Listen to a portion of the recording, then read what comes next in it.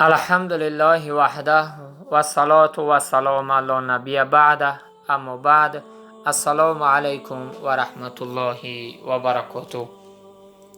امروز هم که باشد بحر شما یکی از احادیث‌های رسول اکرم صلی الله علیه و آله و سلم نسبت تعلیم به فرزندای من شما هستی به سمع شما میرسانم. از هر یک و یک شما برادران و خواهران و پدران مادران عزیز بنده خواهشمند هستم که این تعلیم در فرزندان خود تطبیق کنید، یعنی جاری کنید. مفهوم حدیث همین است که صحابه میگوید من در خونه رسول اکرم صلی الله علیه و سلم همچون یک مثل غلام کار میکردم، یعنی یک خدمتگار بودم. وقتی که دست ما به طرف دسترخوان دراز کردم، وقتی طعام خوردن ده، پیامبر چی گفت؟ سمی الله تعالی، یا غلام سمی الله تعالی. ای غلام بچه، ای پسر بچه، وقتی که دست به دسترخوان یعنی به طعام دراز میکنی، اول بسم الله بگو، یعنی بسم الله الرحمن الرحیم بگو. یکم تعلیمی که میگوید پیامبر به ما داد همین بود. و کل بیمینک، وقتی که طعام میخوری کوشش که به دست راستت بخور. و کل مما یلیک، بعدا وقتی که چکو میکنی طعام میخوری به دست راست خوردی، از پیش خود چکو که از پیش خودت بخور. بعدا چی گفت پیامبر؟ فما زالت تلک طعمتی بعدو.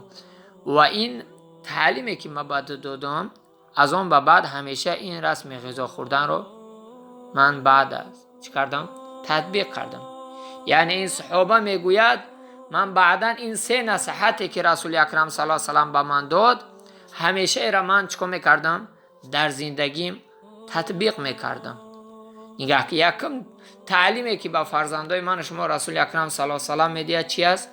وقتی که به طعام خوردن شروع میکنن بسم الله بگوین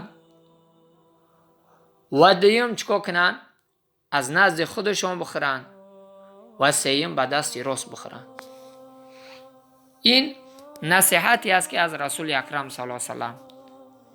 به همین خاطر امروز اکثر جامعه را نظر میکنی، بسیاری فرزندا را نظر میکنی تعلیم ندارن. کوشش کنی که پدران عزیز وقتی طعام خوردن میشود اولا نظر کنی که اونها دستاش رو بشوین، چی پسر باشه چی دختر. بعدا در سر دسترخوان میشیند، به اونها تعلیم بدهید. پدر و مادران عزیز تعلیم بدهید که بسم الله بگوین و به دست راستش بخورن